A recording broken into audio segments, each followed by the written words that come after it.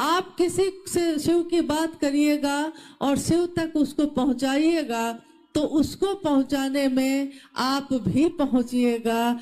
इसलिए शिव की चर्चा शिव के लिए की जाती है। स्वयं और समूह, स्वयं यानी जो बोलता है, समूह जो सुनता है। स्वयं और समूह दोनों को शिव भाव से आप्लावित कर दे। शिव की चर्चा का इहलौकिक उद्देश्य एकमात्र यही होता है, शिव भाव से भर देना, शिव के भाव से भर जाना। और इसके सिवा शिव की चर्चा का दूसरा कोई उद्देश्य नहीं है। इसलिए उन्होंने दूसरा सूत्र दिया ये, और पहला दिया जब उन्होंने सिंहेश्वर मंदिर में शिव को प्रसाद चढ़ाया था।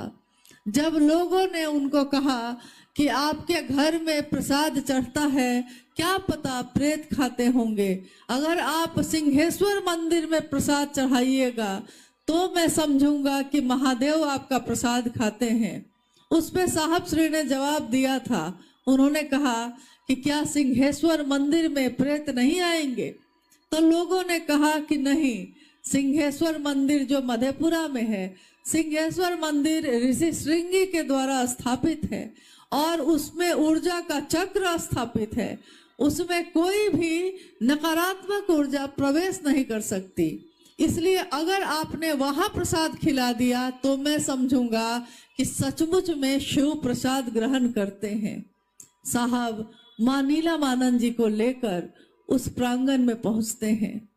रास्ते में प्रसाद के लिए 50 रसगुल्ले अरुणा होटल से खरीदे जाते हैं और सबको लेकर साहब मंदिर पहुंचते हैं।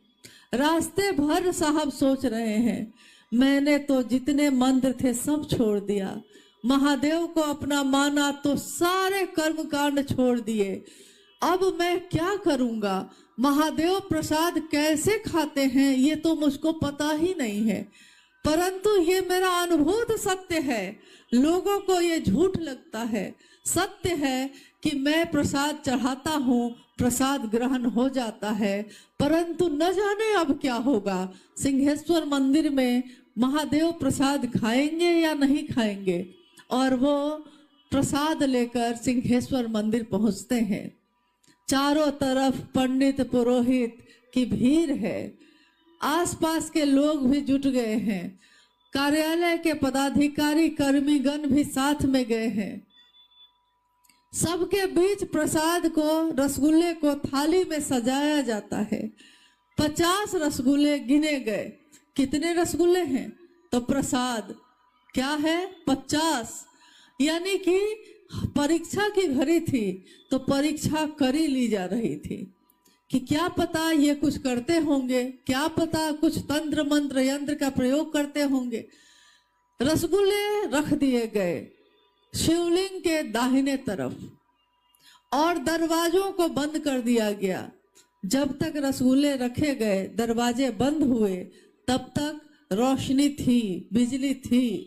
जैसे ही रसगुल्ले रख के दरवाजे बंद हुए, बिजली चली गई कुछ मिनट के लिए। सारे लोग प्रांगण में खड़े हैं, बिजली गुल हो गई। पेट्रोमैक्स जलाने के लिए कोई भागा, कोई दौड़ा।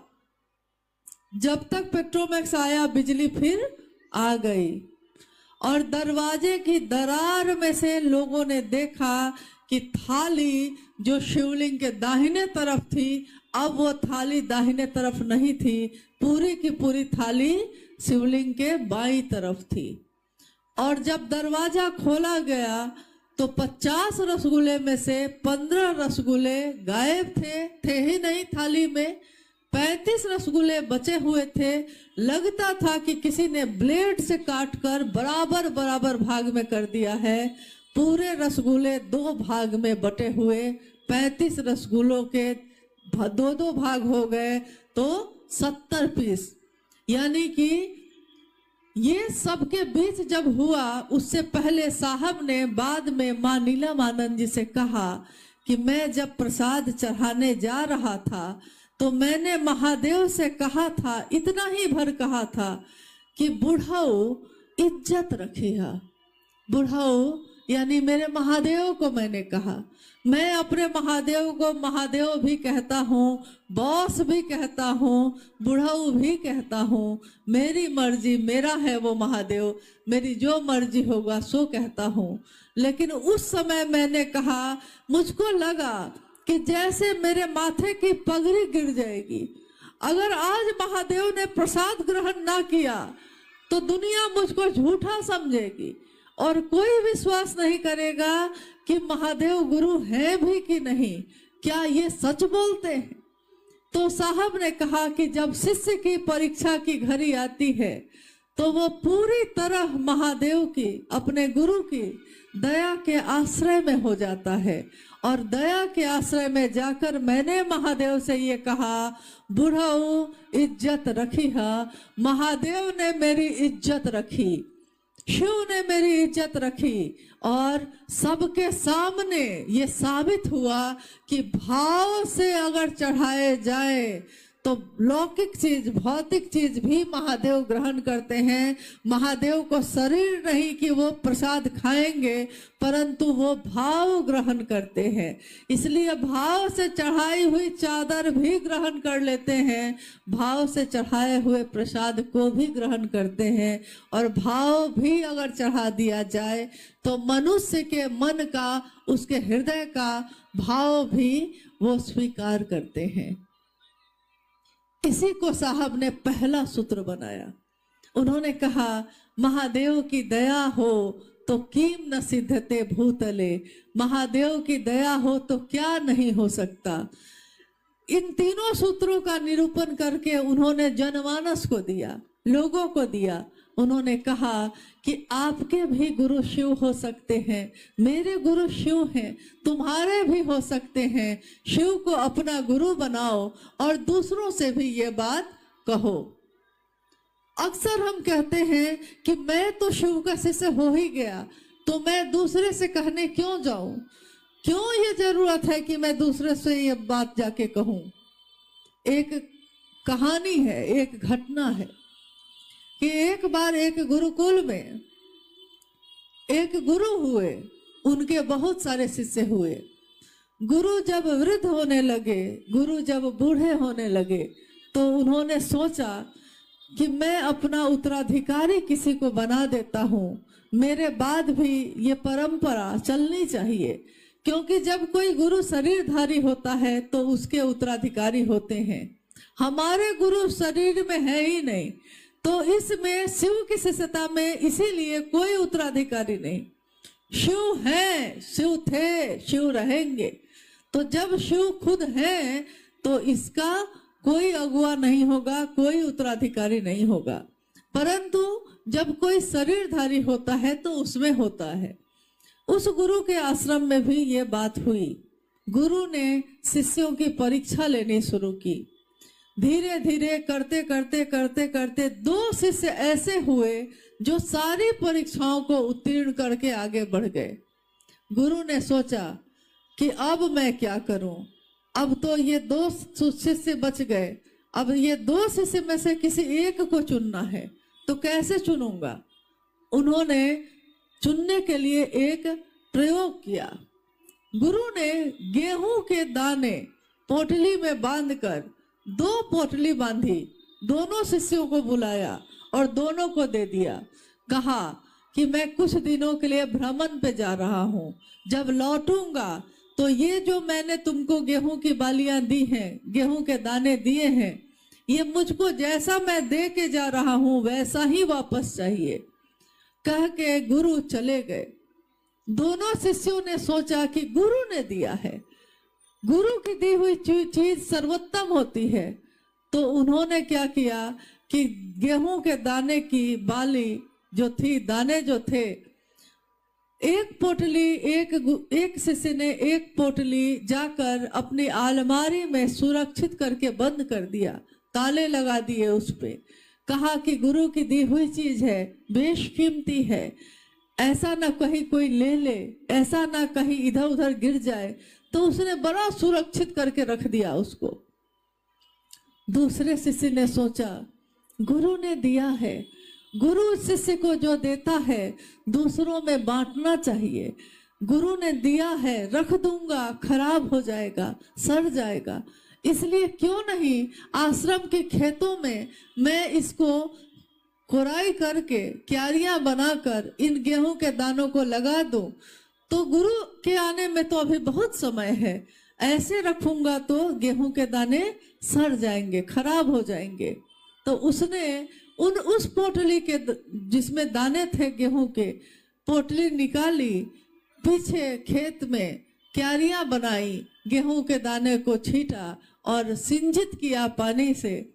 उसमें धीरे धीरे पौधे निकलने लगे, धीरे धीरे पौधे बड़े हुए, बालियां आ गईं और उसी समय गुरु आश्रम में वापस लौटे। उन्होंने अपने दोनों शिष्यों को बुलाया और कहा कि मैंने जाते समय जो गेहूं की पोटली तुमको दी थी मुझको वापस करो। पहला शिष्य बड़ा खुश होके गया कि मैंने तो बड़ा सुरक्षित करके रखा है, अलमारी में बंद करके रखा है। जब उसने निकाला और पोटली लेकर गुरु के पास आया, पोटली को खोला, गेहूं के सारे दाने सड़ चुके थे। बंद करके रख दिया गया तो सड़ गया। अपनी ही ऊर्जा से वो अपने को ही जलाता चला गया, खत्म हो गया। अब ना वो गेहूं के दाने पीसे जा सकते थे, ना तो उसमें से पौधे निकल सकते थे, कुछ भी नहीं हो सकता था। गुरु ने अब दूसरे शिष्य को बुलाया और बुला के कहा कि मैंने तुमको गेहूं के जो दाने दिए थे उसको वापस करो। पहले ने तो नष्ट कर दिए, दूसरे शिष्य ने आंखें झुका ली। गुरु ने पूछा, क्यों, तुमने भी नष्ट कर लिए? तो उसने कहा, गुरु आपने दिए थे रखने के लिए, मुझको लगा कि रखने से खराब हो जाएगा तो मैंने खेतों में लगा दिए, आइए दिखाता हूं आपको। और वो शिष्य अपने गुरु को लेकर आश्रम की खेतों की तरफ गया। गुरु ने देखा कि चंद दाने जो गेहूं के थे आज असंख्य बालियों में लहलहा रहे हैं। और शिष्य को उस गुरु ने कहा, मैंने जो तुमको दिया तुमने उसको छीटा और उससे असंख्य दाने पैदा हुए। गुरु जो शिष्यों को देते हैं, शिष्यों का कर्तव्य है उसको और बढ़ाना, उसको अपने पास रख के नष्ट नहीं करना। दुनिया में जितना दीजिएगा वो उतना बढ़ेगा। इसीलिए साहब श्री ने कहा कि आपकी बात कोई सुने ना सुने, गुरु नाम लेते रहेंगे, गुरु ही शिव हैं ये बताते रहेंगे। तो आप अपने गुरु का नाम दूसरों के सामने बोलते चलिए, कोई माने ना माने तब भी उसको बताते चलिए। कोई तो मानेगा, कोई नहीं मानेगा, परंतु जब बिया छीटा जाता है तो प्रकृति उसकी रक्षा करती है, प्रकृति उसमें पौधे लगाती है। जिस तरह अनुभया कह रहे थे आपको कि जंगल में पेड़ आपने नहीं लगाए, इसी तरह इस धरती पे जितने भी पेड़ हैं आपने नहीं लगाए। आपको लगता है कि मैंने लगाए थे, मैंने पानी दिया था, लेकिन आपने कुछ दिन पानी दिया था। पेड़ जब बड़ा हो जाता है तो प्रकृति खुद उसका पोषण करती है। शिव के शिष्यता में हम और आप शिष्य बने, लेकिन साहब श्री ने कहा है ये शिव शिष्यता जो उन्होंने मुझको और आपको दी है, हमारा कर्तव्य है इसको छींटना। जितना लोगों को बताइएगा, जितना लोगों से शिव की बात करिएगा, ये गुणात्मक वृद्धि से बढ़ती जाएगी। एक शिव का शिष्य जब अपने शरीर को छोड़ेगा, जब इस लौकिक जीवन को छोड़ेगा, जब शिवलीन होगा तो असंख्य शिव शिष्यों को पैदा करके जाएगा। उसका यह जीवन निरर्थक नहीं होगा, उसका जीवन सार्थक होगा, अपने गुरु के काम में लय होगा। कहते हैं महादेव आपके चरणों में गिर जाए, मर जाए हम, आपके चरण में गिरकर मेरे इस शरीर की मौत हो जाए, लेकिन शिष्य जो है वो कहता है इस तरह अपनी मिट्टी ठिकाने लगे। शिव के चरण में ही हमारी मिट्टी का ठिकाना हो जाता तो इससे सुंदर बात और कुछ नहीं होती। दीदी नीलम जो शिव की शिष्यता की जननी है, मात है, ममता से पोषण देने वाली है, उन्होंने अपनी ममता को देते हुए गीतों के माध्यम से, अपनी चर्चाओं के माध्यम से हमेशा लोगों के बीच ये बात कही। दीदी नीलम गीत गाती है, दिल के तारों को छेड़ जाती है।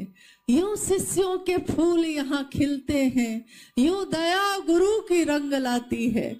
महादेव की दया रंग लाती है, मेरा आपका प्रयास होता है। इसलिए जो मिले जहां मिले उससे अपने गुरु की बात जरूर करिए। बहुत लोग अभी वंचित हैं, बहुतों तक ये संदेश नहीं पहुंचा और हमारी आपकी जिम्मेदारी है। साहब ने ये जिम्मेदारी सबको सौंपी है। हमारी जिम्मेदारी है कि हम साहब के इस संकल्प को और बढ़ाएं, आगे बढ़ते जाएं। आज का ये शिव गुरु महोत्सव भी इसी के निमित्त रखा गया है कि इस महोत्सव के माध्यम से हम लोग जहानाबाद, ये इसके निकटवर्ती जो जिले हैं, गया है, ये सब जिले में घर घर में शिव शिष्यता का संदेश दिया जा सके। लोग शिव के शिष्य बने। कैसी होगी वो दुनिया, कैसा होगा वो विश्व जिसमें हर घर में शिव शिष्यता का दिया जलता होगा। हमारे दिल में अगर रोशनी होगी तो हम जिस घर में भी जाएंगे रोशनी लेकर ही जाएंगे। हमारे दिल में अगर शिव शिष्यता का दिया जलेगा तो हर दिए से एक दिया जलता जाएगा और जिस भी घर के सामने से हम गुजरेंगे वो घर शिव के शिष्यों का होगा। शिव के नाम की महिमा का गान होता रहेगा। हरा भोला हरा शिव की गूंज उठती रहेगी। परंतु ये सारे काम हमको करने हैं किनके अनुसार? उन्हीं साहब के अनुसार जिनके कारण हमको आपको ये शिव शिष्यता मिली है। उन्होंने जो नियम बनाए हैं, नियम तो गुरु बनाते हैं, गुरु ने तो कोई नियम नहीं बनाया, परंतु साहब ने लौकिक जीवन में हम चलते हैं, इस देश इस काल में रहते हैं, तो कुछ चीजें उन्होंने, कुछ सुरक्षा, कुछ सावधानियां बताई हैं। तो आज जब हम लोग यहाँ पहुंचे तो पता चला कि यहाँ कोई इक्का दुक्का लोग ऐसे हैं जो 24 घंटे का शिव चर्चा रखते हैं। तो मुझको याद है कि साहब ने हमेशा कहा कि आप मेरे गुरु भाई हैं, आप मेरी गुरु बहन हैं, आपकी सुरक्षा, आपके जान माल की रक्षा करना मेरा कर्तव्य है। आप गुरु बहन है मेरी, तो मेरी बहन से भी बढ़ के है आप मेरे लिए। गुरु भाई है तो मेरे भाई को मेरी चिंता हो ना हो, लेकिन मेरे गुरु भाई को अगर भोजन नहीं मिलता तो मैं भोजन नहीं करता। असंख्य चर्चाओं में साहब ने भोजन नहीं किया इसलिए कि लोगों को भोजन नहीं मिला। तो उन्होंने कहा कि किसी भी कीमत पे, किसी भी स्थिति में कोई भी चर्चा जब रखी जाती है तो दीवा काल में ही रखी जाए। दीवा काल का अर्थ होता है सुबह से लेकर शाम के बीच का समय। 24 घंटे में आप महादेव से दया कभी भी मांग सकते हैं, महादेव को प्रणाम कभी भी कर सकते हैं, किसी भी स्थिति में कर सकते हैं, परंतु शिव की चर्चा आपको दीवा काल में ही करने का निर्देश साहब श्री के द्वारा है। इसलिए किसी भी स्थिति में कोई अगर गुरु भाई या गुरु बहन 24 घंटे का शिव चर्चा रखते हैं तो मेरा ख्याल है कि वो गुरु भाई गुरु बहन हो ही नहीं सकता। जो साहब के निर्देश के बाहर महादेव का काम करता हो वो शिव का शिष्य तो नहीं हो सकता, कृतज्ञ तो नहीं हो सकता, कृतज्ञ जरूर हो सकता है। इसलिए साहब श्री की बातों को सुनिए, जानिए और उसी के अनुसार अक्षरशः चलने का प्रयास करिए। आइए, हम लोग के पास अगर कोई जिज्ञासा आई है तो थोड़ा हम लोग उस जिज्ञासा पे भी बात कर लेते हैं। आज का ये मौसम जो जहानाबाद में है महादेव की असीम दया से है और ये असीम दया महादेव ने कुछ घंटों के लिए की है। इसलिए हम लोग समय पे ही इस कार्यक्रम को खत्म भी करेंगे ताकि जाने वाले लोग ससमय सुरक्षित अपने घर को पहुंच जाएं। आइए, हम लोग कोई जिज्ञासा है तो उस पर बात कर लेते हैं।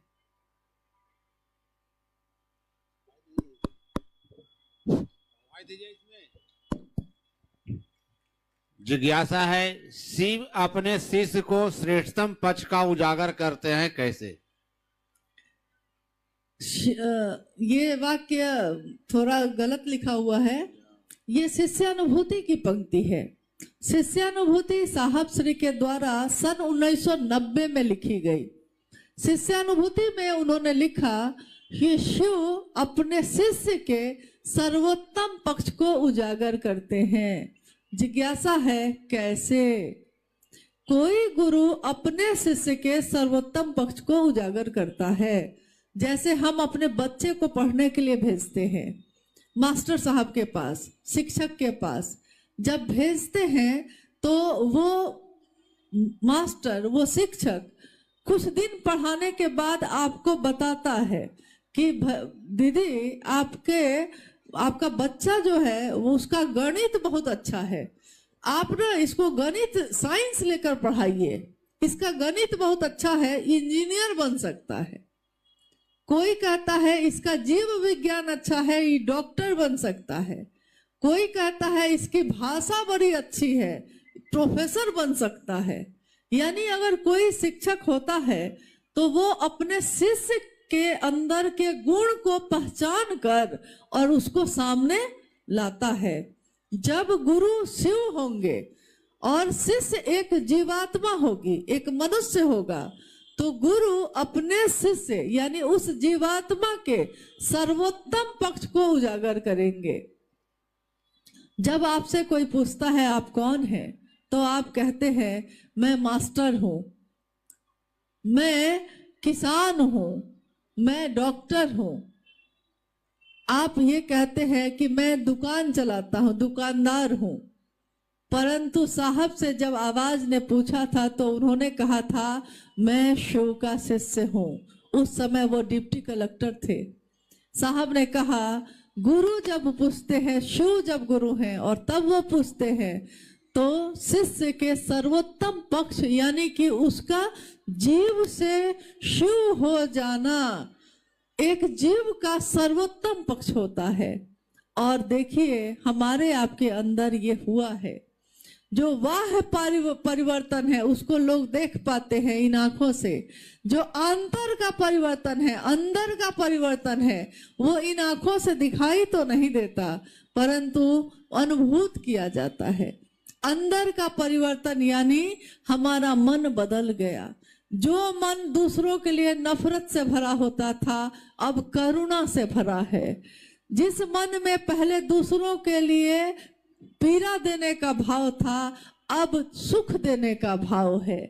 जो पहले बैठकर लोगों की शिकायतें शिकवे करता था आज लोगों की बड़ाई करता है, कहता है अरे भैया आपने तो बड़ा अच्छा महादेव का काम किया, अरे दीदी आप तो बहुत अच्छा काम करते हैं, कितना अच्छा, आपके साथ चलिए हम भी चलते हैं। देखिए जो मन पहले था हमारा मन आज कैसे बदल गया। जो मन पहले इतना ज्यादा जाति धर्म वर्ण संप्रदाय को पकड़े हुए था, सारी संकीर्णताओं से मुक्त होता हुआ शिव की तरह का आचरण रखने लगा है। और शिव जैसा आचरण रखना जीव को शिव बनाता है, यानी सर्वोत्तम पक्ष उजागर करता है। हम लोग 3 सूत्र किस लिए करते हैं?